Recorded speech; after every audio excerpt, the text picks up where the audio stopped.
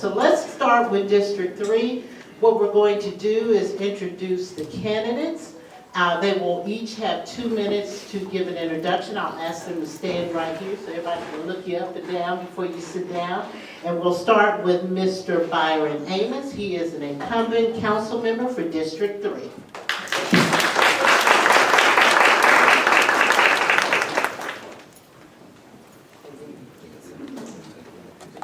Good morning, everyone. Good morning. There we go. Test. Good morning, everyone. As she said, I am Atlanta City Council Member Byron Amos, Atlanta City Council District 3. I'm a District 3 native, born and raised, still stay at the same house my mama brought me home to 53 years ago, or 52 years ago, in Vine City. I have served in several capacities: neighborhood leadership, NPU leadership, school board, now serving you on the Atlanta City Council for the last 4 years. We have been able to do some amazing things together. I'm asking for 4 more years for us to work together and stand together to continue to do that. As we talk about public safety, we started an imaginary program, Let's Talk About It, to where we actually pulled the community and law enforcement together to talk about certain things, and we're actually working together to ensure that we stand together as one, those that service us and those that are being protected by us.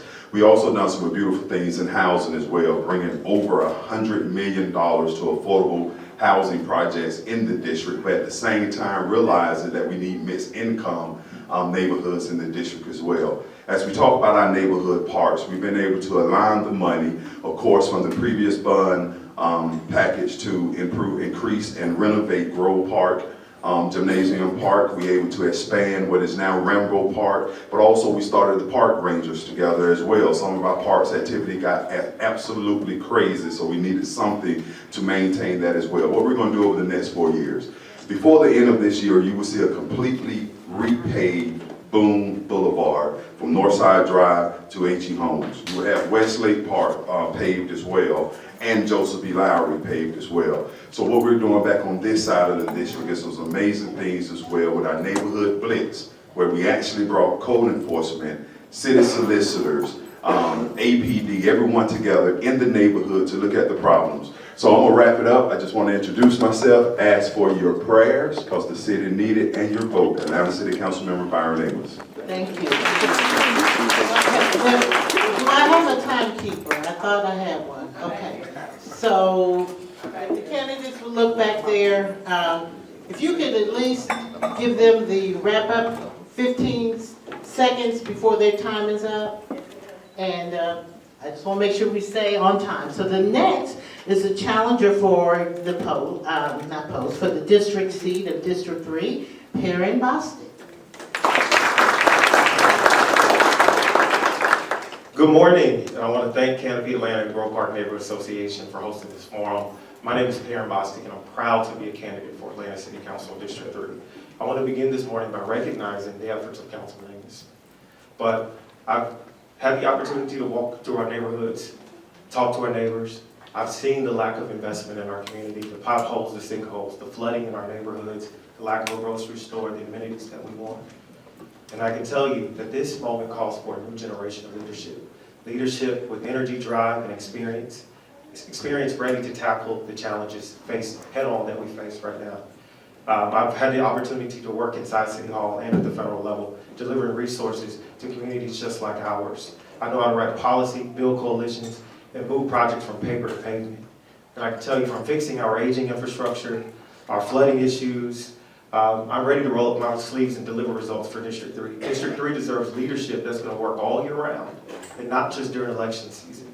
And I intend to be that leader. Thank you. Thank you. And we also have candidates from District 9. The incumbent candidate is Dustin Hillis.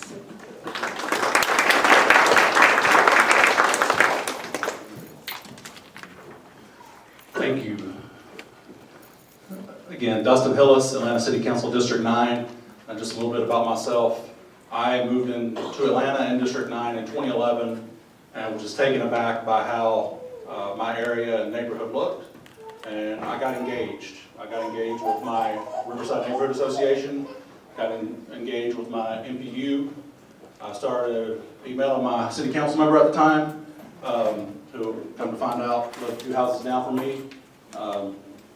talked about issues, specifically at the time, public safety was a big issue. The board didn't have a seat. They actually made a board seat for me because I was so gung-ho about getting things done. So got into that seat in, I believe, 2012, started attending NPU meetings, engaging other council members, held fundraisers for other city council candidates, now Mayor Dickens when he was running for Post 3, and now District 8 Councilmember Murray Norwood, who was running for Post 2 at the time, and then went on to serve on the Code Enforcement Commission, because that was a big issue in my neighborhood and surrounding neighborhoods at the time, and then went to work part-time. I was an ICU nurse full-time. I was in the neuroscience ICU at Emory, and then also on the Ebola team during those times. But went to work part-time. In addition to that, for Councilmember Moore, and she tasked me with basically doing what I did for my neighborhood, and that was focusing on public safety and code enforcement. And we addressed over 1,000 code enforcement issues throughout District 9 in just my 2 years in that role. And then when the council member decided to successfully run for council president, I stepped up and ran in 2017, won in a runoff election, a close runoff election, but then was obviously doing something right. I was reelected in 2021 with almost 70% of the vote, and I'm asking for 4 more years so we can continue focusing on public safety, but also shift more towards infrastructure, because that has become a big issue, and it's not something that I am blaming on this mayor, or even the previous mayor, or this council, or the previous council. It is because of decades of underinvestment in infrastructure, whether it's roads, the water and sewer system, stormwater issues. Myself and the mayor are going to work. Just one big announcement that came out yesterday is the resurfacing of Perry Boulevard is going to be done for the first time. I don't even remember, Felicia, but maybe since I was born. So there's going to be a big investment, and just one of the prime examples of how the city is changing, and we're putting more and more money into infrastructure. So thank you again. Again, Dustin Hillis, Atlanta City Council, District 9. And the challenger for the District 9 seat, Charles Bourgeois. I want to make sure I get that last name right. Bourgeois.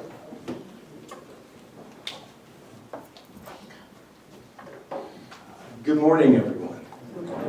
Listen, they worked really hard to get us here today. We can do a little better than that. Good morning, everyone. Good morning. That's what I'm talking about. Listen, I am humbled to be here in front of you. Thank you to everyone that put this together. My name is Charles Bourgeois. And yes, my last name is really Bourgeois. I arrived to Atlanta, Georgia some near 20 years ago from grandparents. My great-grandfather on my dad's side lived to be 102, served in World War II, and was born in 1922. My grandfather on my mother's side, who my mother is here today, he served in the Navy. And that instilled a method of service that was in me that passed down to my parents, who were HBCU graduates. And now I am a product of Morehouse College before you.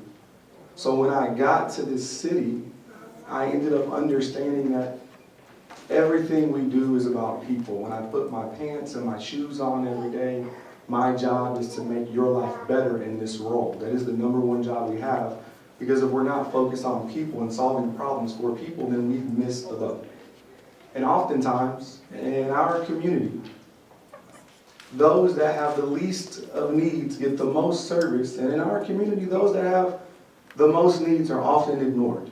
And it's been for too long, and it's been without a specific eye, that the areas that we represent or looking to represent have been overlooked. And so I think everyone in here could say that we need to make sure we have a district that everyone can be proud of, that is a priority, that comes first when we think about people and who we want this town to be. So my name is Charles Bourgeois. I am a hospitality executive. I'm also a husband. I'm a father to a 3-year-old baby girl and a 1-month-old baby boy. So my eyes hurt. And every single day when I wake up, I have to keep in the forefront of my mind that this is all about the people. Because without the people, we learn quickly that we have nothing else. So I look forward to earning your vote and talking about why we need change. I've knocked on over 7,000 doors, many of whom have told me we haven't even seen our representative since he was elected. So thank you so much for the opportunity. I look forward to having a active discussion.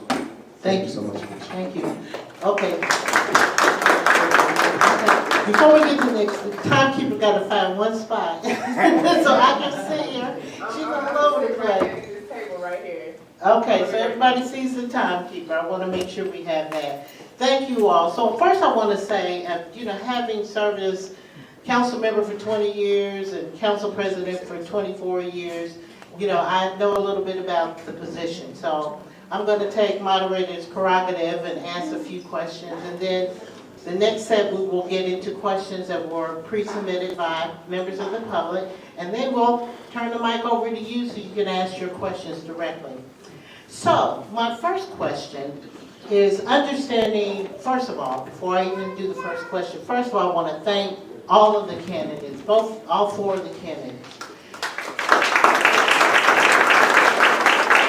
And the reason why I want to thank them, and it may not resonate a lot with the people in the public, but when you offer yourself to run as a council member or any other elected official, it is a personal sacrifice. It's a personal sacrifice of your time and your efforts, and so I want to thank them for stepping up to either wanting to continue to serve or to want to serve the city.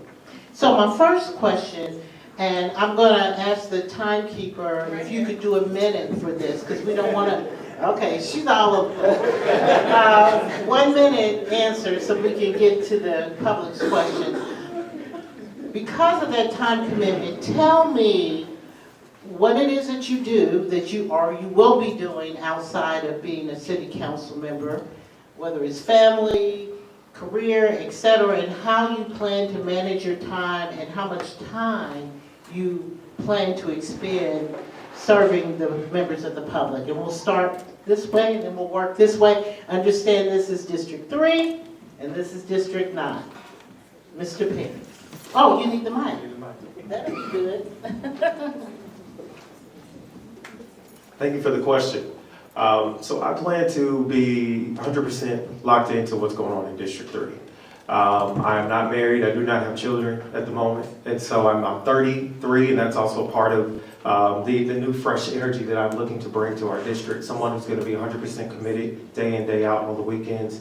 I will be able to be there and to answer your calls when you need me, and I'll be there to help sort of convene and bring folks together to move our district forward. And so I will be continuing the community efforts that I do now outside of volunteering. I'm a board member of the F8 Atlanta, also an active financial member of Alpha Phi Alpha Fraternity Incorporated, where we do a lot of community service. And so I'll still continue those roles outside, but I will be a committed 100% full-time district council member. Thank you. Thank you for that question. I will do what I do now. I drop my granddaughter off at Hollis Innovation Academy by 7:30, and I go straight to City Hall. I'm at City Hall every morning by 7:45, and I'm there normally till about 5 or 6 o'clock, taking care of District 3 business. We have a lot of work that we have done together, but there's a lot of things we need to do better. So I am there putting in the work. I am actually the owner of a security company. So right now, taking care of you, the people that have employed me by voting for me in District 3 is my only job, and that will be my full-time dedication moving forward. Mr. Hillis with District 9. Thank you. So I'll start with when I started council. As I mentioned, I was ICU nurse. I quit that job to dedicate my full time and commitment to District 9. I also have 2 children. My son Wyatt was born the Thursday before early voting started in 2017. And since then I've had another daughter. So they are 7 and 5 right now. So I am a dedicated school taker. So I take them to school in the morning. Then I go to work, whether it's at City Hall or working in the district. And my full commitment is to District 9. I'll also serve, as I'm sure you know, all council members serve on committees. I have 4 committees this year. That's a handful of council members serve on 4 committees, so I'm on those 4 committees, and then you also serve on other roles as part of being a council member. I serve on the board of the Upper West Side CID. I am co-chair of the Justice Policy Board alongside Chief Judge McBurney. Full commitment to District 9 and City Hall. Thank you. Thank you for that question. I have to be very sober and real about the answer. And for me, it's very simple. It's people. It is being accessible. It is knowing that this is the utmost priority. As I say once again, if you are not available and accessible to every person in your district, then we've missed the ball. In the daytime, currently, I own a wine and spirits company, a mezcal brand. I got to that point because my life has been in hospitality, in service of people. And you learn in hospitality quickly that if you do not take care of your clients, your residents, your constituents, the people who come and patronize your businesses, then you will be out of business very soon. And so my day-to-day, I'm a family man. I got a 1-month-old baby boy, Charles Bourgeois II, and I have a 3-year-old baby girl, Noelle Bourgeois. And I give you their name to offer you because it is about people. I also will offer you this, 404-797-7311. That is my phone number. Thank you. I do that so that I can be accessible. Thank you. Thank you. So my next question is a scenario. And we're going to start with you, I think, because we started there before. And there is a developer that has set up a meeting with you, council member or council member to be. And they want to build a Willy Wonka chocolate factory right in the middle of the residential neighborhood. And they want your support on this. Tell me what process you use as a council member to handle that meeting, that request, and what you do from forward. Well, I mean, that's easy. That's something I do already. The first thing I would do is ask, have you spoken to the community? And then that would, well, first of all, I take the meeting, just so I can have the information. And inside that meeting, I ask, have you met with the community? From that dictates the next move. If they have not met with the community, I will hear the conversation, take in the information, and then say you need to meet with the community. My decision will be based off of which way the community go and which way the community moves. Then we go from there once it works through the NPU, the neighborhood process, NPU process. If there's a board of adjustment or zoning adjustment or the zoning committee, it all starts with have you spoken to the community and do this community support the project. And make sure just so I don't have to keep doing it. Before you start, just say your name and the district so that people can keep up. Perrin Bostic, District 3. Listen, public engagement and community engagement is at the core of everything that we must do as city council members. And it is the chief primary point in order to create the type of community revitalization that we want to see in our neighborhoods. And that starts with conversations at the beginning, the middle, and the end of any type of development that wants to move into our neighborhood.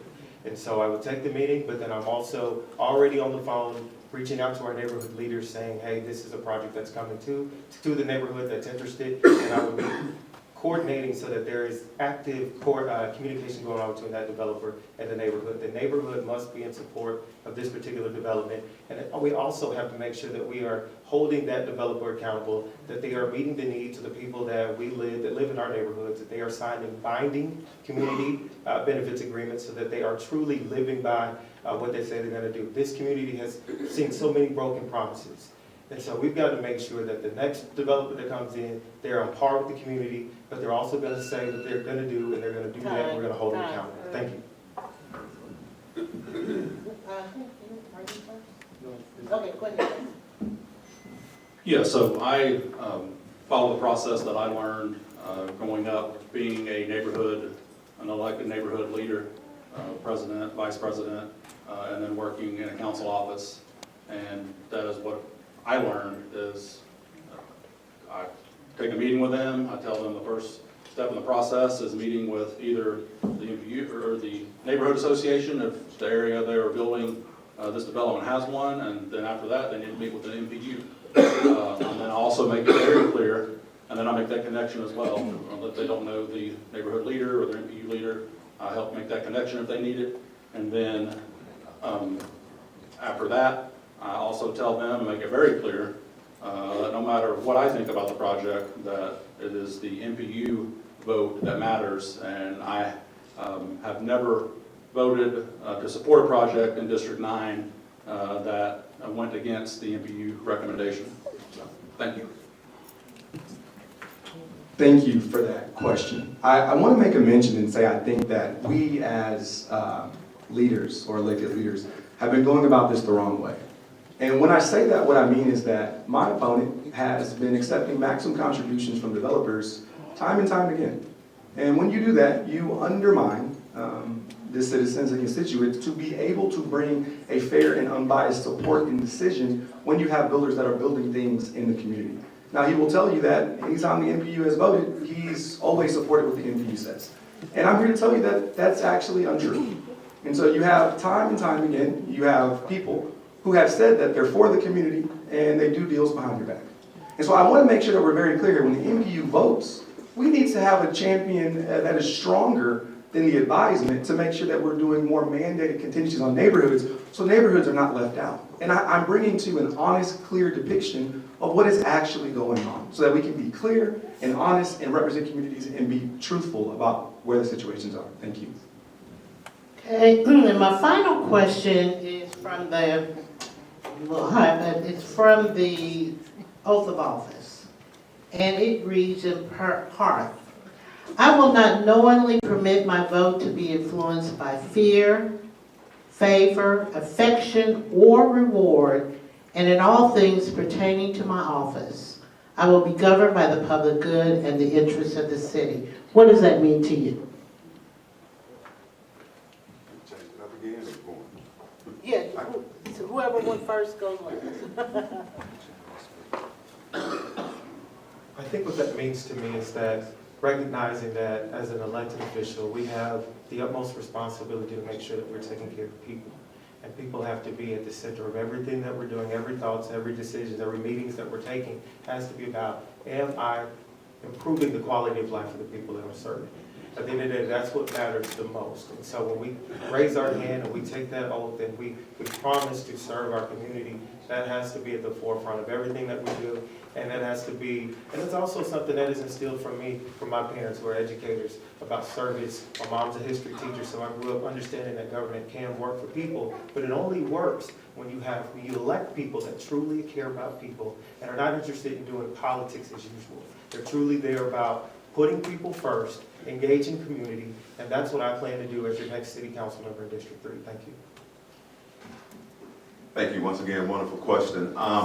You know, I tell people all the time, I wake up and go to sleep every day in Vine City amongst my friends and neighbors and everyone in District 3 that I've represented over the years. What that means to me is staying truthful to you, voting my conscience and voting the will of the people that I represent. And that's you, everyone from Harvell Homes to Atlantic Station, from Vine City to Center Hill, cross and back and forth over the district. Staying true to yourself, staying true to your morals and your values, and also talking about mama and them, grandmama and them, and everything that you learned and was instilled in you along the way.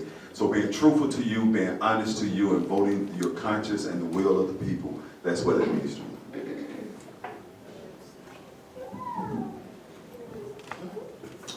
Thank you. I think this is maybe the most important question of the day. And I say that to remind everyone that this is a position where we must first follow lead. And I say follow lead because it is about the people and the people's conscience to understand what they need and go act on that behalf. And when we're doing that, we have to be honest with ourselves, honest with each other, and be of someone of integrity and morals. I am a man of consequence. I'm also a man of integrity, a man of values. I am not perfect by any way, shape, or form. But what I will say to you is that when we're having this conversation on what leadership looks like, leadership needs to be transparent and clear and honest and not of ways of politics as usual. Because for too long we've been pro-politics and pro-business. We have to be pro-people in order to get the outcomes that we need for this community. And the last thing I'll leave you with is that when you walk, as my mother says, in the blood of Jesus Christ, you have no place for fear. You only walk in faith. Thank you for the question. So, as others have mentioned, the oath is one of the most important things, one of the first things you do when you take office. And what that means to me is standing on my morals that I grew up on, that also got from my mom. I'm raised by a single mother. my grandmothers and my actually great-grandmothers. Was fortunate enough to have some of my great-grandmothers around, and knowing that some of those folks that I value so much and love so much are still watching me, and that the people that elect me are watching me, and I just want to keep a very open and transparent record, whether that is being out in the neighborhood or responding to emails. When you get emailed about votes from your constituents or et cetera, that you answer those and that you're always able to stand on your vote. Thank you. Okay, so we're right on time almost. So we're going to get into some of the questions that were pre-selected or pre-sent by members of the community. I've kind of going to cherry pick through them. We're going to get through as many of them as we can before we get to questions from you from the audience that are right here. So the first one is on public safety. In your first 12 months, what 3 actions will you take to reduce violent and property crime in districts 3 and 9? Name the lead agency partner, budget score, and target metrics. How do you report these results quarterly to the public? You have 2 minutes on this question. Let me get the mic. I'm going to start on the other side. We'll start over here. Okay, I go first. I think I have all of that. The first thing we'll continue to do what we're doing now. There needs to be a realignment of our police precincts and our beats, so that we're making sure the proper neighborhoods are being covered by the same officers. And then along with that, we have to face the fact we need better enforcement and improved response times in our city as well. That requires more officers to be hired, but not the same type of officer as well, because every response doesn't require a badge and a gun. So we actually started what we call the care force. They were not post-certified officers, but yet they're still police officers that can respond to non-violent incidences. So better aligned police precincts, more officers to improve response time, and of course the type of officers that we're due. Now the budget is a pretty important part, especially as you talk about experience. Understanding that your budget actually reflects what the city looks like. So being able to say, hey, we need to move dollars from this department or that department to increase public safety dollars as well. That's one of the biggest things. And then the other piece, as we talk about our partners, our law enforcement should not only rely on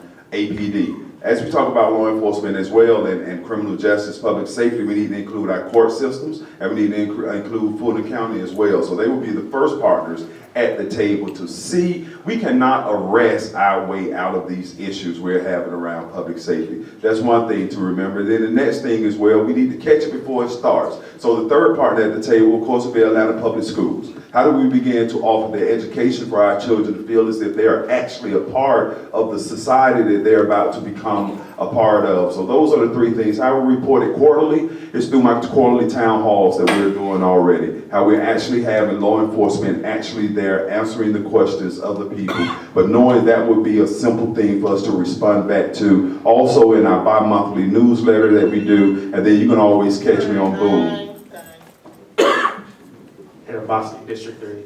I think it starts with having a comprehensive safety plan, right? So we've got to work with our partners at BARN, APS, as well as APD to create a holistic, comprehensive plan that's going to address all community needs. But also we have to focus on prevention. That means working with our neighborhood partners, our peer-to-peer violence preventative programs like Cure Violence, but it's also working with our education partners like Paul Kids right here in the neighborhood. Because what we have to do is we have to reach our kids before they reach a certain age to make sure that they're on track to be great, productive members of our society. And that starts with investing in youth early. So we have to invest in youth early. We've got to invest in mental health resources as well as PAD to create a comprehensive safety plan that we can address all members of our society. And one way we're going to be able to hold ourselves accountable is by creating a dashboard so that we can see in real time whether we're meeting the needs of the people in terms of response times. That's very important. And you shouldn't have to wait for a quarterly town hall to get that kind of update. That should be real time. And so that's what I'll do as your city council member the first 100 days. Come up with a comprehensive safety plan that engages community so that you all can weigh in and help me figure that out. Because again, y'all, this is a partnership. This is not me coming in and telling you exactly how we're going to do this. We're going to work together to solve these issues. Thank you. Thank you. So I believe that public safety is the cornerstone of any community that is thriving. And when I say that, I think that the most important things that we currently need to look at are the target scores that related to juvenile crime. Juvenile crime is often the reason why our car windows are broken, why people are mugged, why doors are broken into. And it's mainly because children are not prioritizing school.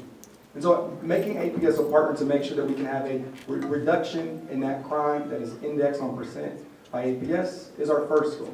Our second goal here is to understand, how do we increase our response time? And there's no reason if I call APS, they don't come until 45 minutes later. And so making sure that we understand how to deploy many subset precincts around community spaces that also have a highlight infrastructure for PAD. Because police alternatives is probably the first thing that we can get into when things are non-violent. Too many times we send police with a gun and a badge to circumstances that are mental health. So understanding how we revolve around PAD, and lastly, making sure that we are secure inside the wraparound services for mental health so that those who need the help can get the help so we can have stronger, safer communities that are going to be exactly what we need. Thank you. Dustin Hillis, District 9. So first thing I'll say, we're going to keep on keeping on and keep doing the things we have been doing these past 4 years under Mayor Dickens.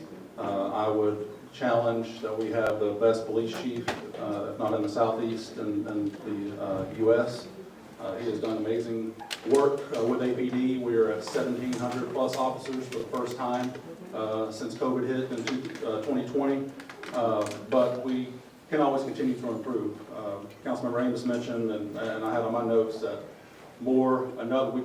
Atlanta's talked for years about adding another precinct and more beats. That of course requires funding, but I would like to see another precinct added and probably another 15 to 20 police beats across the city to reduce those coverage areas that we have for our beat officers. Also, our fleets have suffered under the prior administration. Myself and Mayor Dickens went to work on that and spent over $40 million ordering new fire equipment and police vehicles because over half of them were either in shop or falling apart condition. And on the alternatives, we will continue to expand PAD. As I mentioned previously, I'm the chair of the Justice Policy Board, which is a partnership with Fulton County, and we oversee the Diversion Center, which we just started this year. And so continuing to expand those services and also advocate and talk to Fulton County. Fulton County is actually responsible for mental health under their charter, but they are doing great work as well and adding mental health services and centers across the county. Thank you. Thank you. And again, I just want, because we're getting new people come in, to say your name and what race you are so people won't be confused. But I also want to just take a personal privilege to welcome who has joined us, the legendary Mabel Thomas. It's so good to see you. She has served this community and the city and the state, not only as a city council member, but also as a state representative for so many years. So thank you so much for coming. And then I'm going to ask a question that I see Miss Carrie Salvery's in the audience, who's been doing housing for decades. So I'm going to ask some housing questions now. So one is that the Department of City Planning has repeatedly adopted positions that suggest its stance is that single-family zoning is the most significant impediment to affordable housing, A, affordable housing, B, transit supportive urban density. Do you think that is true? If not, what do you think the most significant impediments are? Just one more time. This person is saying that the planning department has adopted positions that suggest that single-family zoning is the most significant impediment to affordable housing and transit-supportive urban density. Do you think this is true? If not, what do you think the most significant impediments are to affordable housing? And we'll start on this side, whichever one's first. Thank you. And so Charles Bourgeois, running for the City Council in District 9. Ms. Moore, thank you for that question. And I think I speak for everyone when I say that times are difficult. Everyone is struggling for another reason or another. And I think that also people are frustrated because when folks say the largest impediment is what you're mentioning, I think that the largest impediment is affordable housing in the way that it's positioned. What's affordable to you may not be affordable to me, may not be affordable to you. And the way that it rolls out is that you look up one day and we have $700,000 homes in areas that were impoverished. So when we talk about this, the largest impediment is our zoning and understanding that we're missing a key portion of homes. The missing middle in our society, in our community is missing. We do not have any other options outside of single-family home, small, large single-family home, townhome apartment, and condos citywide. We need to have a real conversation about having smaller communities. Folks do not have 5 and 6 children. Some people live alone. Some people are single parents. We need to have real conversations about changing the zoning laws that will make homes attainable. So some folks will say affordable housing. I will say attainable housing. That will say to you, I can attain this home if I make this income. Not a very generic version of affordable housing that doesn't have a real metric to get people in homes who can actually afford them. Because too often we see affordable housing comes with grant money or abatement, and then by the time we're ready to put people in these homes, it is no longer affordable because of whatever reason that happens. And so the largest impediment is us being honest about where we have to go for the future. And if we're going to 2x in size from 500,000 to 1 million people, we need attainable homes with very clear guidelines that will get people in homes to clear our housing shortage. Thank you. So I'll start with a statement that is kind of mind-blowing, and sorry to do this to you, Byron, but the last time the Atlanta City Housing Code was totally rewritten was before 3 out of 4 of us were born up here. 3 out of the 4 candidates, I believe 1983. We are in the process of working on rewriting that code, the zoning 2.0. But I know a lot of larger cities have moved to this, we have to eliminate single-family housing, et cetera. I don't believe in that, and certainly if you drive around District 9, you shouldn't believe in that because we have plenty of land that needs to be activated, including land owned by the Atlanta Housing Authority, not part of the city of Atlanta. They're federal extension of HUD, including, finally, Bowen Homes, which after 15 years of being vacant, myself, Mayor Dickens, and his team went to the feds under the previous administration and got millions of dollars to begin the rebuild of Bowen Homes. We can't stop there, and plus that is a 10, 15 plus phase development. It's over, I believe, 70 acres. Hollywood Courts is still vacant. Perry Homes is being rebuilt as West Highlands, and that is still in its last 2 phases. I drive people around District 9 all the time, and they're like, wow, we're in the city of Atlanta? Just because there's such an absence of housing. So the land is here. We have TADs that are available for money across the city. And so we just need to start activating that money, having our partners like Atlanta Housing continue to activate the land that they have and have had for decades. Thank you. Housing is certainly an issue that is a nationwide crisis, but also right here in Atlanta. And I do think zoning is an impediment to how we build and how we produce a type of economic development, particularly related to housing in our neighborhoods.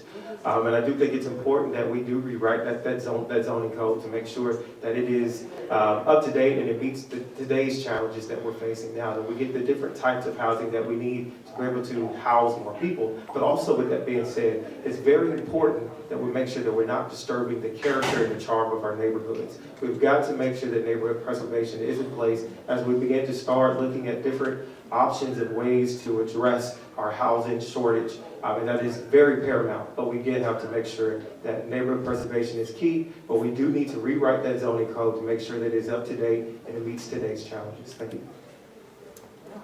I'm loving the questions because it's allowing us to really get down into it and talk about experience. But yes, it's dead. Oh, it's back on. Okay. It's back on. Okay. So when we talk about housing,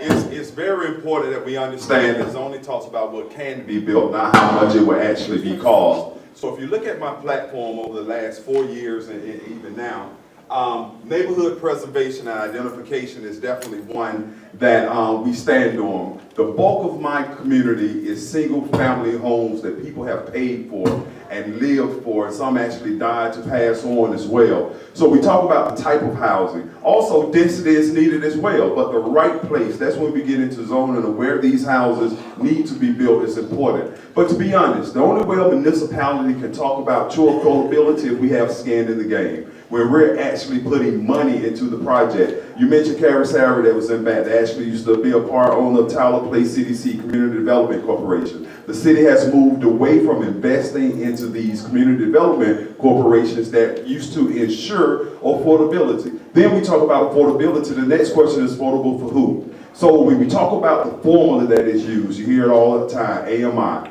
We have started a conversation with my involvement in National League of Cities with HUD, who actually creates the formula for affordability.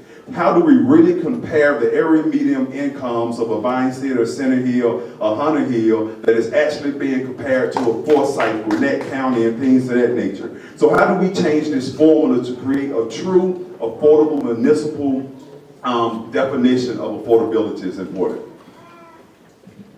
Okay, thank you. Now we're going to ask about developer incentives to housing. And they would like to know, and try to stay on these questions. We should have given everybody a notepad, but we want to, this person wants to know how you will ensure affordable housing projects deliver real benefits, not just tax breaks. So a lot of them get different breaks as incentives to build the housing. What are you going to do, or what should be done, or how would you do it to make sure if they are supposed to deliver a certain number of units as a part of this package that is actually delivered? Thank you for that. Charles Bourgeois, running for City Council in District 9. I think that, we as a leadership body, folks that are looking to get represented by you all, need to be very clear and honest about what we're describing when it comes to developers. Now, when we talk about our developers working in inclusionary zones, and we want to have affordable housing, currently there's an option to just not make affordable homes. And that looks like developers paying in lieu fees and just paying the cost for not making affordable homes. So then we have precedents where other builders will say, well, I'll just pay the cost to not make affordable homes and have the units be the price that I want. And so I believe that we have to have real conversation of areas that are emerging to make in lieu fees not an option. To say, if you're going to build here and you're going to participate in our housing crisis, and we need you to deliver a product, and you are unable to opt out by way of money, because we often see that the lieu fees are so low that you actually will make money paying into the fund. And so making developers not have the option of in lieu fees allows us to build homes that are going to be affordable. But I think, once again, we need to look at our zoning to make sure we're going to overlay to provide people with products that are going to be attainable. Because the attainability of getting a home is a crisis. The affordability just will say that it's affordable to someone, but it may not be affordable to you. So the first thing the city can do is continue to expand the areas where it requires affordable housing. That started with Beltline Overlay. When West Side, now Shirley Park, Franklin Park was built, there was an overlay placed there. That we're in the process now of expanding that overlay. It has not been brought to my attention any developers that have skirted the requirements, and unfortunately, in the deep red state of Georgia, and lieu fees and having opt-outs are required, or our entire list of affordable housing requirements or overlays could be thrown out in state court. So just continuing to work with our partners at the state when it comes to things like that, because they really have a strong arm when it comes to that. And again, just working on our zoning code to fully revamp it and bring it up to 40 years later, now standards of 2025. Thank you.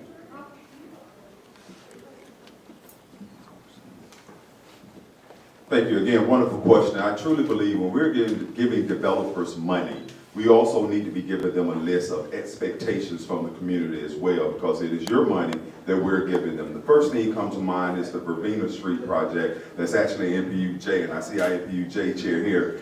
That development has been torn down and just open and dilapidated probably for about 20 years. One of the first things we was able to do on council when I was elected was to bring a developer in, and as they asked for state, county, and city money, the list of things that the neighborhood wanted to see got longer and longer. So we put them in a room, the developer and the community together, and as we're moving forward, the developer has agreed on a lot of things that the community wanted to see, from design, what the buildings look like, the entranceways look like, lightings and things of that nature, but also accountability.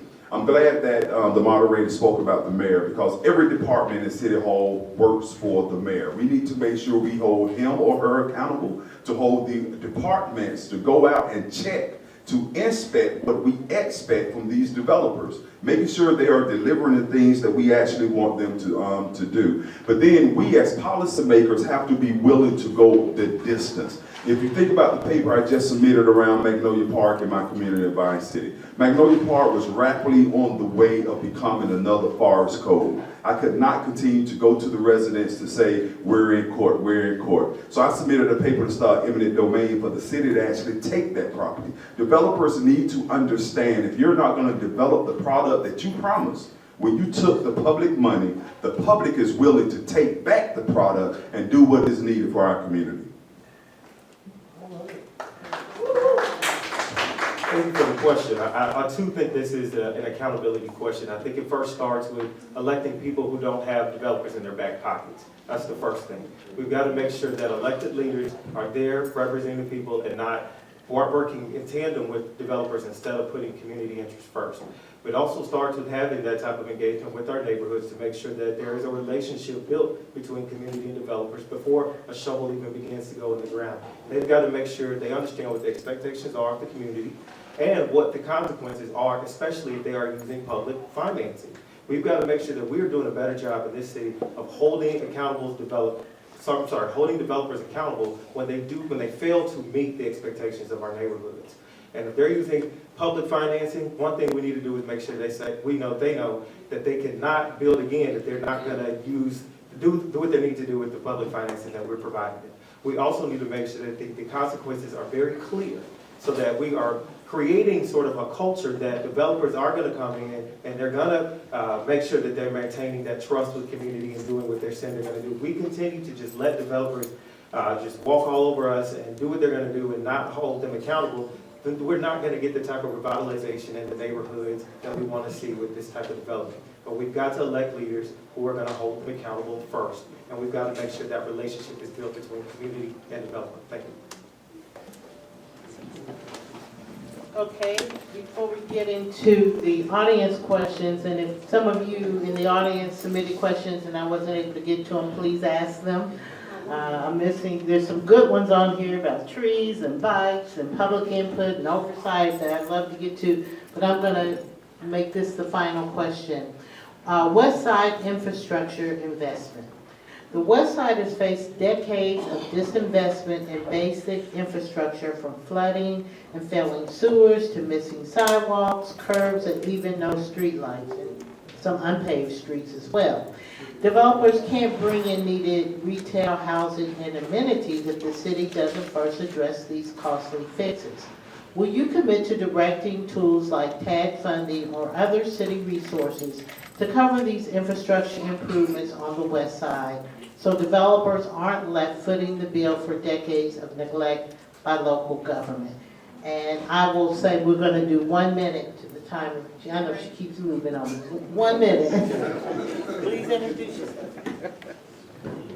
Perrin Bostic, District 3. Yes, I can commit to that. I think infrastructure is the biggest issue facing District 3. And until we unlock the promise and get the roads paved in our streets, take care of repaved, and also get sidewalks in our community, as well as address the environmental justice that's happening with flooding, then we can't attract the type of economic development that we truly want to see, and we can't create the type of healthy communities that we want to see. So I will commit to using TAD dollars and other public financing to make sure that we are investing in our infrastructure to make sure that we do have paved roads. I mean, we think about some of our neighbors. Y'all, how much does it cost to get a tire fixed? That's like $300, $400. That is the difference between somebody being able to pay their rent and also get a new tire. We have to think about these types of issues and how they impact quality of life for our residents. Also, as we think about tackling displacement, that's huge. So I will be big on infrastructure and making sure that we get our streets paved, our sidewalks taken care of, and that we have flood mitigation to ensure that that environmental justice issue is taken care of. Thank you. Thank you, Byron Amos, Atlanta City Council District 3. That's easy to say yes, to be able to say we're going to allocate TAD money to take care of infrastructure, but the truth is TAD money goes no further than Lowry. What about the rest of the district? So there's other pools of money that we have already begun to line up, as I said in my opening statement, that some of the major thoroughfares in the district will be paved this year. Then we move to the flooding. Flooding is a huge issue throughout the district. And also there are new issues popping up daily, streets that didn't normally flood. So as we begin to map out our system, because that's one of the things the city has completely failed on, is actually knowing where our pipes are, where our streams are. Our streams are cluttered with trash, getting that moved through. So that's another thing to report as well. But infrastructure, as we was already up under the sewer separation decree, as we was already tearing up our streets, just finally got them paved. Now we want to come back in and pull up pipes that are not leaking to put down new pipes. That's something that I will have to have a serious conversation with the community about, because at the end of the day, it is very disruptive to the community. Wow, that's 1 minute. That's 1 minute. Charles Bourgeois, running for City Council in District 9. I will say, of course, yes, to Byron Amos' point, it's easy to say yes when it regards to TAD funding and improving our infrastructure. But I think first we need to have a real conversation about public oversight to the TAD. And too often we're now wondering whose money is the TAD? Is it for APS? Is it for developers? Is it for infrastructure? It's been a lot of gray area when it comes to allocating this money to where it actually needs to go. And also too, the TAD is only a portion of the solution that we need.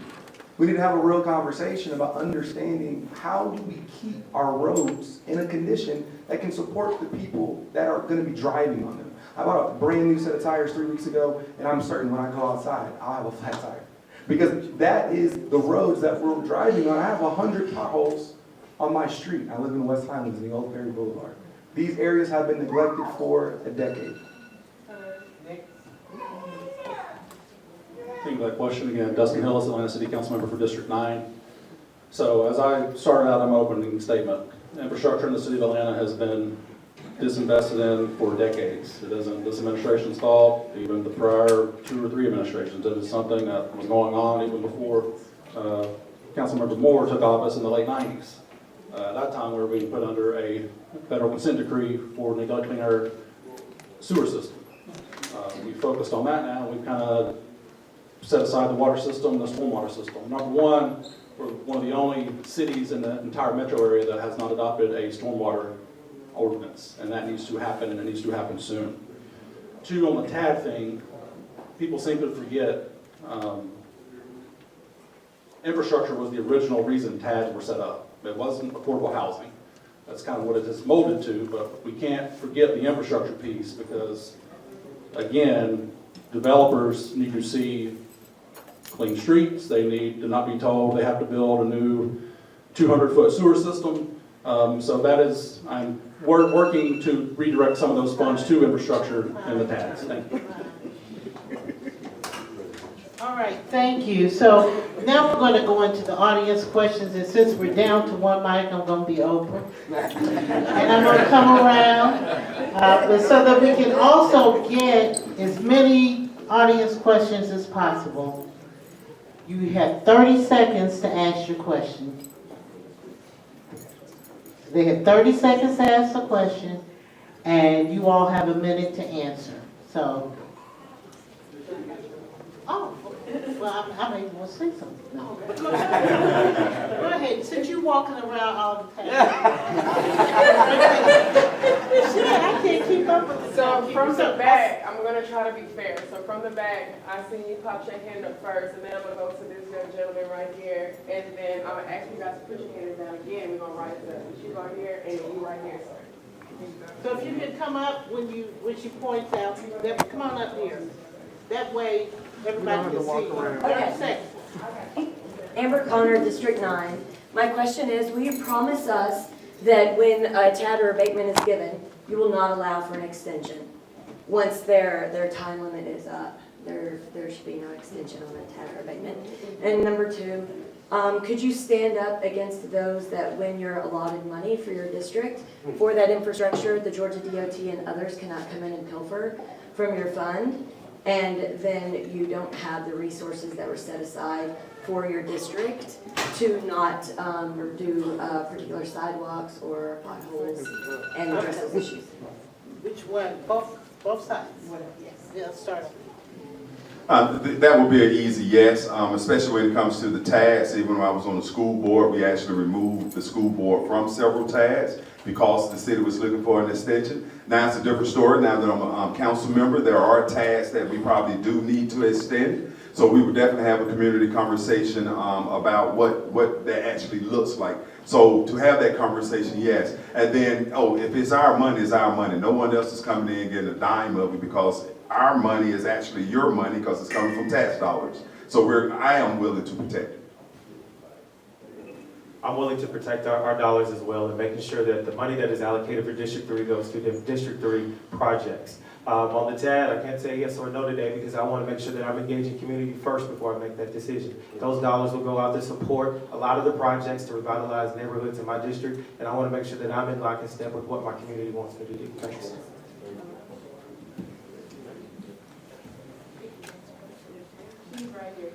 Thank you. Charles Bourgeois, running for City Council in District 9. And the answer is yes. We need to make sure that your tax dollars are at work. And we need to make sure that we allow you to see them. Many times we'll say, hey, we're going to tax you for this, we're going to tax you for that. And then you get taxed, and then you wonder what happened with the money and where it's actually allocated and what it's for. So there needs to be a real conversation around community to the point of when we're talking about extending or declining or approving, so we're not making these decisions in an echo chamber. And also, when we're having this conversation, we have to be sure and clear that it's going to be with the right state of mind for you. Because too often, it's a battle between the city and GDOT and ATL, and then the taxpayer, those who live inside this area in Atlanta, often get the shortest of the stick. And so, my #1 job is to protect the tax dollars and make sure that we are keeping people in mind. I'm all about people. Thank you so much. So on the TAD extension, that is something that I would have to have a conversation about with the community, the partners being Fulton County and APS, and a number of TADs. They do not even expire for quite a few years. The City Council, during my terms, we've closed a TAD, the Atlantic Station TAD, and probably need to look to close some more, but there are others. I would offer the Perry Bolton TAD, where there are still lots of investment that can stand to be done. If there was ever even an offer to extend that TAD, I would want to see a firm project list, and as I mentioned, it should also include infrastructure to support the building that needs to happen within that TAD. And on the money issue, I have not experienced anyone coming for District 9 specific dollars. I have already dedicated all of my dollars for District 9 with the 1.5 vertical and 1.5 horizontal to things like resurfacing, sidewalks, fire stations. Thank you.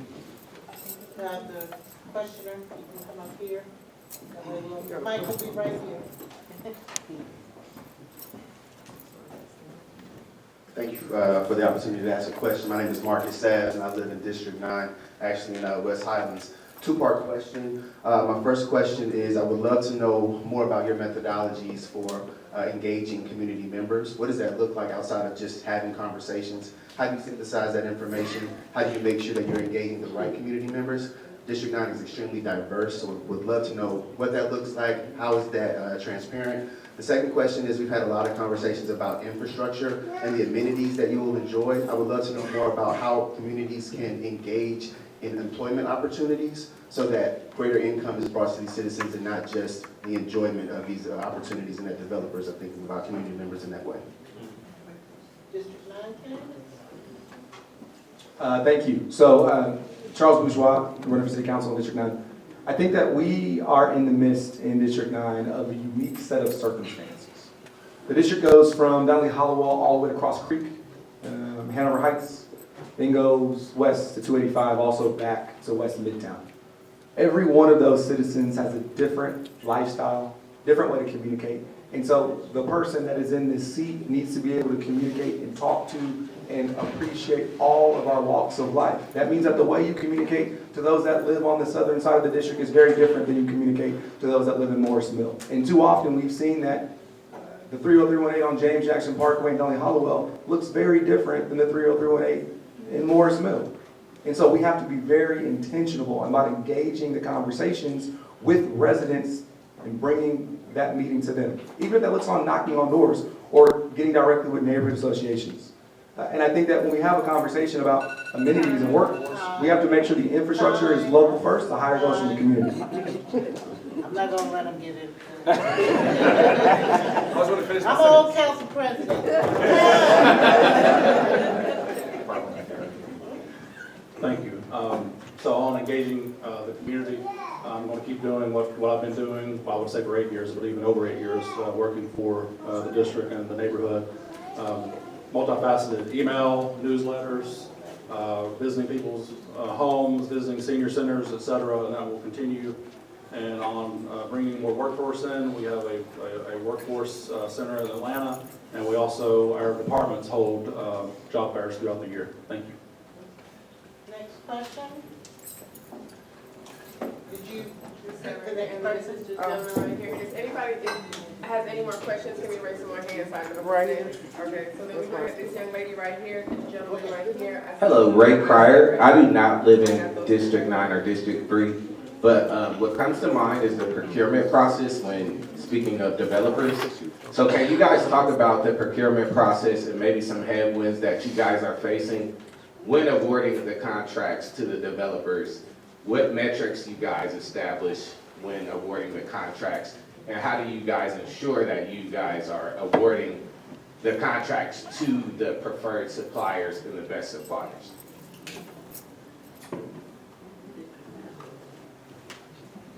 So the question changed up on us because you said developers and then you said suppliers. Suppliers go through Developers, procurement suppliers, process. I'm using that word interchangeably. Okay, good, But thank developers. you, okay. Yeah. So suppliers, I mean, there is, so anyone who have paid attention to me over the last 4 years, I'll be the first one to say, our procurement department, I'm not gonna talk about the department, our procurement process sucks. You know, from across the board. And we have been working on that, but at the same time, you have to realize we done had 2 different department leaders as well. So working with the mayor to understand we need strong, viable leadership in that department, and then understanding that there's a lot of things that need to be done in that department, from actually putting out the correct RFP, and that's a request for proposal, to make sure it's just not a cut and paste job, to actually make sure it speaks to the things that we are expecting as a city and as the citizens, and then making sure that once that RFP get in, the process, how long it takes to get questions answered and back to the proponent, how long it takes to award, what is the cadence of awarding that contract, why are we asking people to submit questions during Thanksgiving, during holiday season. So there's a lot of internal stuff that we have been working on, and hopefully with the second person that is in charge of the department will be able to give us a plan and gave us some idea of what would take place. But it all comes down to accountability and making sure the process exists. Thank you for the question, and this is one that I hear from people all the time as I'm out knocking on doors. But we've got to make sure, bottom line, we just got to do a better job as a city.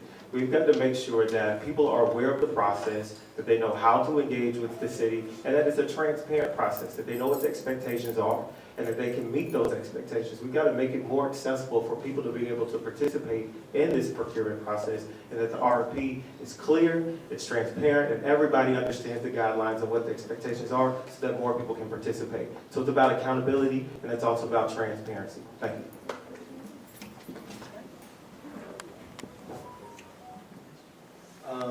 Yeah, so I believe that I would agree with Councilman Amos here, that our procurement process needs an uplift, needs a facelift, because it is not necessarily the most engaging or accessible, and then the requirements and when they come out are not always the easiest to participate in. So I think having a way to make us more streamlined, more efficient is going to get us better contracts, or better suppliers rather, or for development, to make sure that we're rewarding to the best possible person. I also think that we need to make sure that we open it for everyone. So just because you've been awarded a contract in the past doesn't mean that you're necessarily the person that we need in the future, especially if you haven't necessarily followed the rules or been a developer that has done the right thing for the community at the right time. So understanding how we move forward in a process that's transparent, I'm really big about making sure that you as the taxpayer can be at the forefront, at the table, to be eligible to see what's going on, whether that be a community dialogue or a dashboard. That's what we need when we talk about our procurement process. Currently, we don't have it. Thank you, Dustin Hillis, Atlanta City Council District 9. So, as Councilmember Amos said, this is an issue that has been an issue, not just this administration, the previous administration, or even multiple administrations ago. It's something that was also lingered in the city. So, the procurement process needs a total overhaul. Those reviews have happened; they are continuing. And also, what happens is, City Council, or the procurement process is independent. Procurement makes a recommendation to us. We don't go through the contracts and get to decide which one we're going to award to. Those get recommended to the council, and we review them.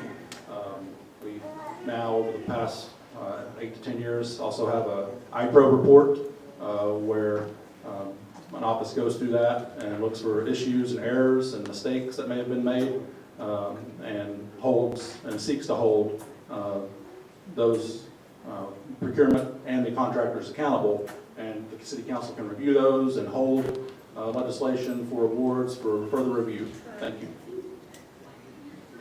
All right, this is young gentleman right here.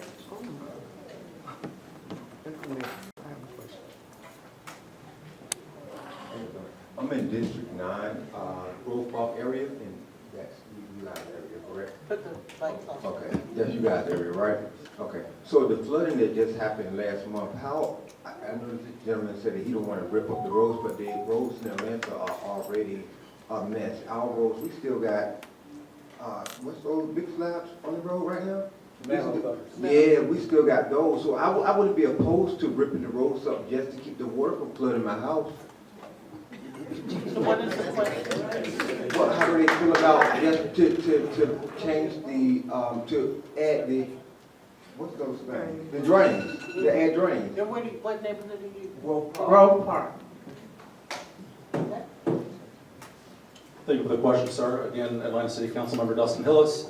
That is one of the biggest things that the city can do is an issue that I had previously mentioned, and that is the city needs to finally adopt a stormwater ordinance that will go towards many more millions of dollars of funds to bring stormwater improvements like drains and et cetera to our city streets while, and actually before, we go through and resurface them. Because as Councilmember Amos was stating, and as we see too many times where streets finally paved, and then a month or two later, either watershed or a private contractor comes and rips that street up. So that is my request next year. Will be to be the chair of the City Utilities Committee to ensure that that stormwater utility finally gets passed in the city of Atlanta to address those kind of issues. Thank you for that. Charles Bourgeois, City Council in District 9. I think that we have to be realistic about what we're describing. Our roads are terrible. I'm going to say it again. The roads are terrible. It was raining the other day. I was driving. I hit a pothole so hard my Bluetooth turned off. This is the status of what we're dealing with.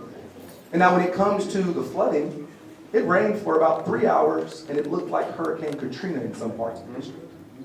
And I asked my councilman, do we have an overlay for flood zones that are areas that are vulnerable? And the response I got back was no. We need to first identify the areas that are at most that need the help, and we need to help them now. There are additional ways to detour and reroute folks around so we can have the conversation to go in and do the work that needs to be done. That also looks like an ordinance, but it also looks like understanding what is the plan. We need more inlays. We need more water ducts. We need to have a real conversation about the water in general because the water is eating our roads. So I'm looking forward to serving you all and ask for your vote because this is an important conversation. The Department of And I'm Water- gonna pass it also to District 3 because you both right next to each other have the same issues and Ray didn't just go in District 9. And I'm glad you did because we represent part of Grove Park as well. You know, when it comes to flooding, it's very simple. It's a capacity issue. We get more rain, we got more impervious surface, and we have no plan to where we're going to store the water. So unfortunately, it ends up in our backyards, in our basements, and sometimes on our first floors as well. So we really need to, one, begin to make sure that our tributaries and our pipes and our streams are clean so water can flow naturally to where it is supposed to be. Second of all, we're facing a historical issue as well because the city has been allowed, developers has been allowed to build in floodplains with no plan of what to do when it rains. So capacity issue, and also when we talk about zoning, change of the zoning, so we make sure we stop building in floodplains, but also being able to have those viaducts that people talked about in the places to store the water so we can keep it out of your basement. Those are the things that the city needs to plan. I do it every time. Byron Amos, Atlanta City Council District 3. Perrin Bostic, City Council District 3. I mean, I honestly agree with all three of the candidates here. That is something that we do have to address right away, but we can't afford to wait another 4 years to get that done. That's the biggest thing. We've got to start addressing these issues with a sense of urgency and not continue to wait. And I agree with Councilmember Hillis. We do need to get an ordinance, but that first needs to start with engagement in community. You all know better than we do exactly where these spots are happening in our neighborhoods that are causing the biggest type of floods that we're seeing, that's breeding mosquitoes, but also causing y'all financial hardships on a lot of folks. And so we can't continue just to wait and come up with more and more plans that create no action. We have to actually start addressing these issues with a sense of urgency, and that's what I plan to do as the next city council member in District 3. Thank you. Next question. Can't leave the NPU out. That's right. Good morning, everyone. I'm the NPU chair for Jay. My question to each of you is that how will you build a stronger relationship with the NPU's chairs and making sure that there is transparency when you're passing legislation, making an executive decision that impacts the community? Also, let me get this last one out. I got to. I'm sorry, Felicia. And also, this community. 30 seconds? That couldn't have been 30 seconds. She had 30 seconds. Go ahead. Just Okay. make it quick. So the next thing is, our community is a food desert. You're talking about TAD dollars. How can you assure us that you're going to put in a grocery store or some type of opportunities for us to have food in our community? Because we're a desert and we pass these laws and application for TAD dollars, but we're moving around the issue of essential items. So my entire career, I've worked as a city council staffer prior to running, as well as working for Senator Warnock for 3 years. My whole career has been about building relationships and understanding that relationships are what's going to move us forward. So to answer your question, Madam Chairwoman, what I plan to do is to create a engagement of all the NPU chairs, and not just attend the NPU meetings, but understand and make sure that you all are aware anytime that I'm proposing any type of legislation, that you all actually be at the front of that engagement before anything goes out. There will never be an instance where you are seeing something, watching a city council meeting, and you see legislation go out and I've not had a conversation with you. That also goes for our neighborhood association presidents. But it also has to go even deeper than that, because we have a lot of neighbors that don't participate in the NPU or the neighborhood associations. So we've got to make sure that we are reaching those folks and bringing as many people into the conversation as possible. And as someone who's built his entire career on building relationships, I'm going to do just that. Secondly, I've heard from so many neighbors about just simply saying we want nice things. I'm going to commit to giving them a grocery store. Thank you. Thank you for the question.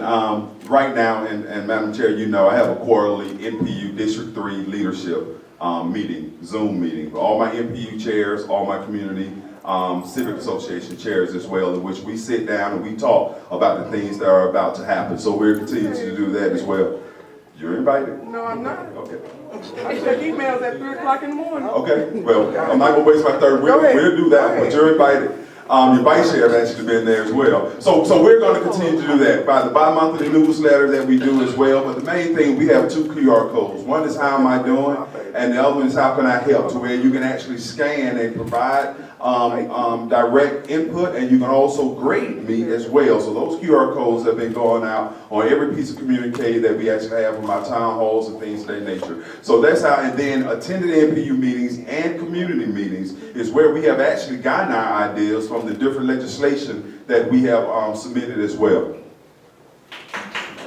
And I just want to remind everyone, and I'm sure the candidates are not going to run out of here, you can capture them afterwards. I'll be here. I think that, you know, when we're talking about strengthening these relationships amongst the NPU and council, I do believe in and in support of the NPU getting out of just an advisory role. Because saying that the NPU would hold a meeting and vote in a very strong opinion, and your council person just do something different, is not necessarily what the community wants. And you're maybe not the right person to represent them if you can't hear and listen to what people are saying. So understanding how, right, we have a clear communication on a brief in a people's report. The NPU is saying this, you're doing X. We need to be more accountable in direct relationships to be open dialogue in a meeting. These are one-on-ones, or we can open it up to the community to make sure, hey, we're doing what we're saying we're doing and we're holding ourselves accountable. Now, as it relates to a grocery store, I truly believe there are probably two big priorities in this district. Number one, making sure people can afford homes. And number two, providing a grocery store people can eat. Thank you. So on community engagement and being involved in the NPU process, I'll start with saying that District 9, before reapportionment, had more NPUs than any other council district, as well as probably more neighborhoods. That has went down some. Thankfully, after reapportionment, we're down to 5 from 7 NPUs and about 25 neighborhoods. But I keep an open line of communication with my NPU chairs and the neighborhood representatives. Many of them have neighborhood reps as well. And then on the grocery store issue, I have actively been speaking to potential investors that can't say out loud, but myself and the neighbors team, housing team, have been working on at least 2 sites within District 9, and also I think on the border of District 3, but on potential large grocery stores coming to District 9 in this food desert. Thank you. Okay. Last community question. You're the last one, yes. Because we're going to be ready. Okay, thank you. Good afternoon. My name is Jennifer McIntosh. I'm a Vine City resident, District 3. And my question is in regards, I've heard this a lot this afternoon, response time. So in regards to response time, as our council person, what will be the response time to address your constituents regarding their concerns? And my second question, community engagement is very important to me and my husband, and we want to know what are the specific metrics are used and will be used to engage the entire community, not just some, the entire community, as they need to be heard. Because there's a lot of development coming around, especially in District 3, so we want to know. Thank you, Ms. McIntosh, for the question. Listen, I served as the Director of Constituent Services for this particular district before running. And Constituent Services has been at the core of everything that I've done. And I want you to know that the way I look at it is that you should have a response from my office within 24 hours when you reach out to us. Now, if it's a weekend, you have to give us till we get to Monday. But it is so important that we make sure that we are engaging and that is something that is at the paramount. I mean, that is the crux of why we're doing this, is to make sure that we are providing good customer service and delivering good city services to the people we represent. So if you can't get us on the phone or respond to the email, that is a problem.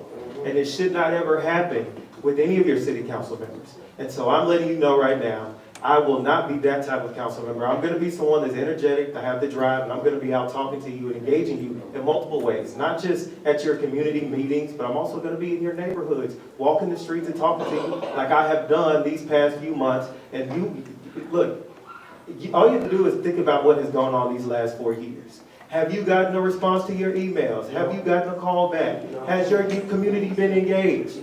Look at the track record. You know exactly what's going to happen the next 4 years if you elect the same type of representation. know, that's easy. When you call my office and you leave a message, or if we don't answer, which is rare that we don't, within the next 24 to 48 hours, you're gonna get a response. Whether that probably would not be a response with an answer to your question, because often the answer to your question lies outside of the council office. Actually goes into the different departments of the city. So whatever process they have, we actually have to get that answer, get it back to you in a responsible time. When it comes to community engagement, we start with our NPUs and we come with our neighborhood association. Speaking of Vine City, it's very challenging. Vine City, unfortunately, really don't have an active neighborhood organization, so we have to find creative ways to actually continuously to hear the voices of my residents I speak to. As we talk about walking the neighborhoods, we've been doing Walk With Me Wednesday since we took office, which turned into Stroll with a Council Member, in which we have done with several, I think we have done all of our NPUs and several of our neighborhood associations in which we have actually done these. Actually went out with community leaders and residents to walk the neighborhood. So we're going to continue to do what we do and improve upon it as well. Thank you. Charles Bourgeois, for City Council in District 9. And let me just first by doing what I did earlier. My number is 404-797-7311. I give my number to anyone and everyone. I'm a people's person. I'm here to do one thing and one thing only, is to serve people and be accessible, period. Anyone else that is interested in doing anything else may not be the best person for the job. And so I'll ask you, I answer this question with a set of questions. Has your life in the community gotten better in the last 4 years? In the last 8 years? Are you still dodging potholes to go to work? Is the response time for 911 going down? And if the answer to any of these questions are no, then I advise you to consider and let me earn your vote in November. Because doing the same thing over and over again and expecting a different result is literally the definition of insanity. Thank you. Thank you for the question. Again, Dustin Hillis, Atlanta City Council Member for District 9. So response time. So every council member kind of handles this differently. In my experience, both working for a council member and working with 14 other colleagues and a president. You know, some respond to emails themselves, some have their staff do their responses, some have the staff print off emails and then the council member go through it. For me, I tell my staff that they need to handle the interdepartmental emails, and I like to handle my constituent emails. And I am extremely responsive. It of course depends on what the subject matter is and who is ultimately responsible for it, because as President Moore said, we get all of the issues, but a lot of it has to go out to our city department, so we have to connect our residents with the commissioner or the deputy commissioner. So sometimes I respond on this immediately when I get an email, and I get a surprise back that I'm so responsive, and then other things will take a little bit longer because I like to study up. I don't like to send over received, or I'll talk to you tomorrow emails. Thank you. Let's everybody give a round of applause to those who have offered their self-concern, and again thank those who have labored to bring this to you. We're now at the closing statements. I think this is one of the more important pieces. Hopefully you will incorporate some things that you may not have been able to answer in your short time. And we started with the incumbents. We're going to now start with the challengers.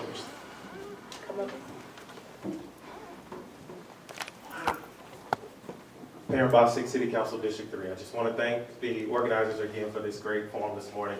But listen, you've heard us all talk this morning. Don't think about what we all said, think about what we have done. You all have lived in your neighborhoods, in your district these last 4 years. It is no more time for politics as usual. We have a different set of challenges that require new leadership. Leadership that's going to be engaging all year round. We don't need leadership that's going to continue to wait till election season to start wanting to engage and start delivering for the community. Let's do something different. Let's elect new leadership and also experience. Y'all, I've worked as the Director of Constituent Services for the City Council District. I also worked for Senator Warnock. I also ran the largest magistrate court here in Fulton County as the court administrator. So I've got experience, but I've also got energy, drive, and more importantly, y'all, I've got commitment. I care about people, and you're not going to have to reach out and call me 1,001 times to get my response. I'm going to be there right there, being a committed council member. And I want to thank everybody for the opportunity. I'll be here to talk to you and answer any questions that you may have. Thank you.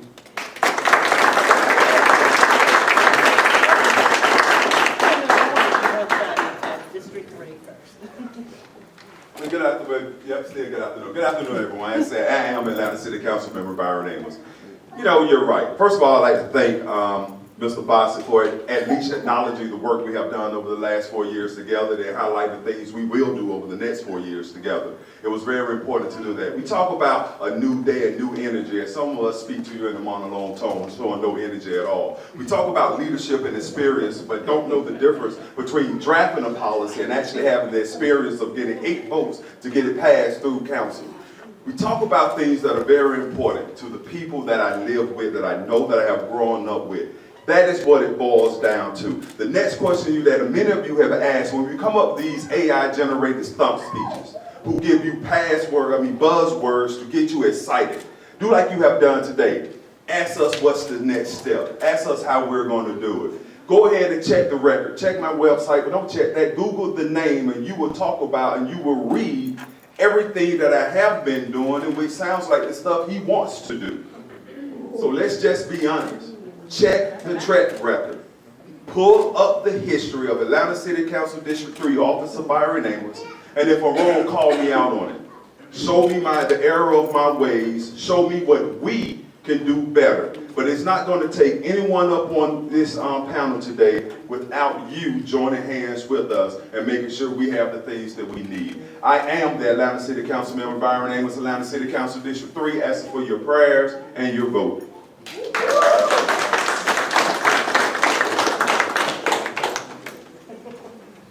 So good afternoon, everyone. I have thoroughly enjoyed this, and I want to first say thank you to KIPP, Grove Park, and Cedar Hill for putting this together and allowing us to speak directly with all of the constituents. Now, I want to be very clear about something because I don't think I mentioned it earlier. I've knocked on over 7,000 doors in these shoes, actually with this guy right here with this tan shirt on. And I get a very different picture depending on where I knock doors. If I knock doors past Marietta Boulevard, getting into Bolton and Morris Mill, folks will say to me, things are great, we have no problems. That's about what they say in District 9. But District 9 goes from Morris Mill and Cross Creek all the way to Donnelly Hollowell. And when I knock doors in the southern side of District 9, I am getting yelled at about the issues that my predecessor has done before you. So when we talk about the vision in the future, we have to be very clear on delivering results and being intentional about making sure that this community is engaged and is a priority. Because I have nothing to say to you other than I want to earn your vote, I want to be your representative, to be accessible, and do the work. Anyone telling you anything other than that is trying to get over. My name is Charles Bourgeois. I'm running for Atlanta City Council right here in District 9. Thank you.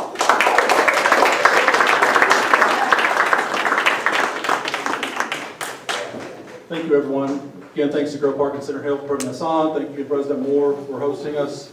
And just want to say that I will say experience equals results. If you look at the last 8 years, some examples in infrastructure. You know what city council district got more infrastructure dollars than any other council district? District 9. $43 million. Some council districts got $3 to $4 million.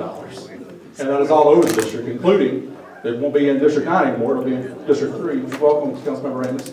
Grove Park Rec Center rebuild, $17 million. Almost $6 million of infrastructure improvements on Hollowell Parkway, and that's just from the city, not from where I work with the state, to get a safer Hollowell built, to eliminate the 20+ traffic deaths that happened in 10 years. So experience equals results. I will continue pushing for public safety improvements across the district. I will continue even more so to refocus on infrastructure.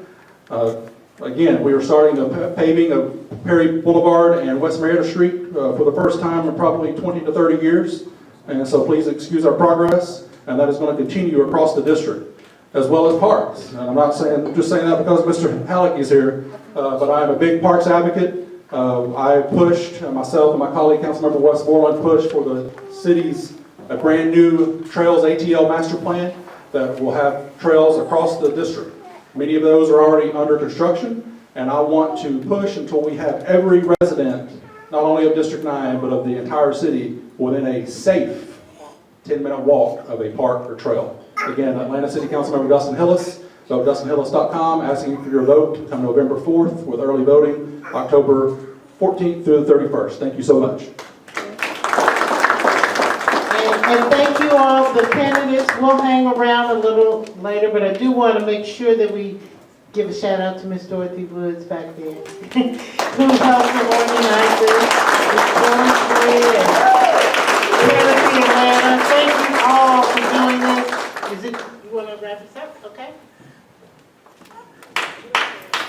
Good afternoon, everybody. My name is Roy Cogdell, and I work with the Grove Park Foundation. So glad that so many of you could come out with us today.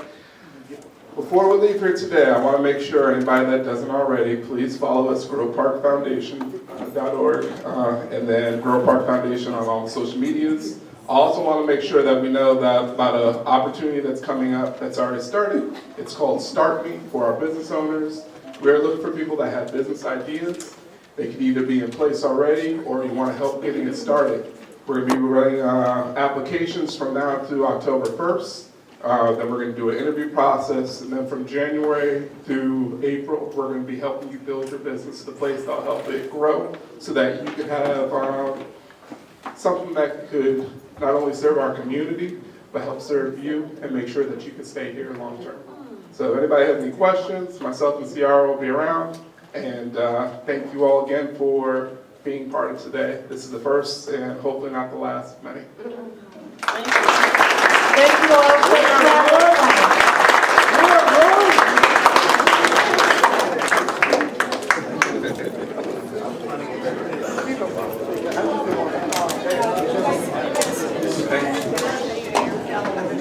I just let the boy fall. I just let the boy fall. Oh. You don't listen. Your boy, he can get the nut up there on the head. Exactly. He'll go away probably.